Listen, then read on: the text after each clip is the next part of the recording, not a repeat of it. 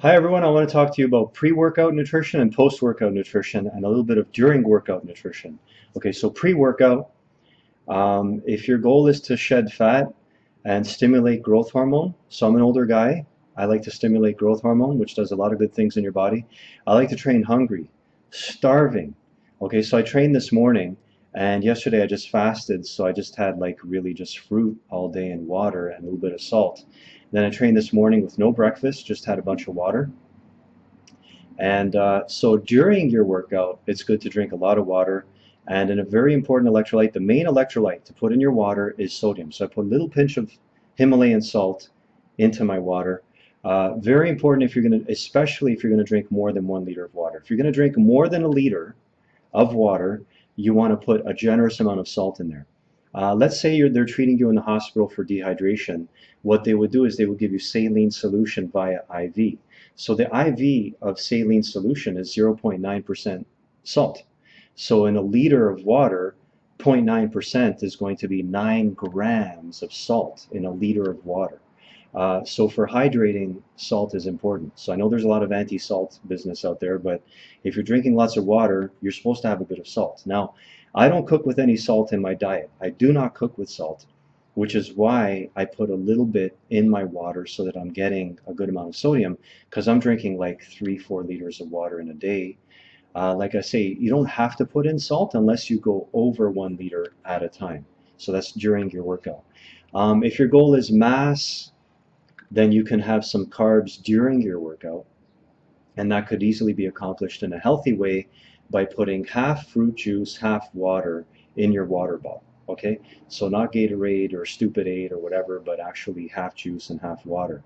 Um, Post-workout, the most important nutrient post-workout is carbs. Okay, you can't trick your body. So let's say post-workout, I don't care what Anthony says, I'm going to have protein after my training and no carbs because I'm on a low carb diet. You know what your body's going to do? It's going to take at least probably half of that protein and turn it into carbs, which is a very expensive carb metabolically and financially. If your body takes protein and turns it into carbs, which has no problem doing, it does it all the time, that's called deamination gluconeogenesis. So deamination, you're taking the nitrogen component off of the protein, and then you're assembling the amino skeletons or keto acids of the amino skeletons together into glucose, gluconeogenesis. Your body has no problem doing gluconeogenesis, but if you have a very uh, correctly picked post-workout nutrition, you're going to have a couple of bananas and then your protein shake, okay? Or have like 5 to 10 dates and your protein shake.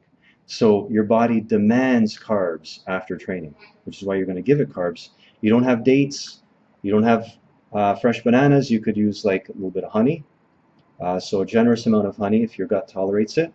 And another thing that it was really tasty that I bought in a Persian store was date syrup.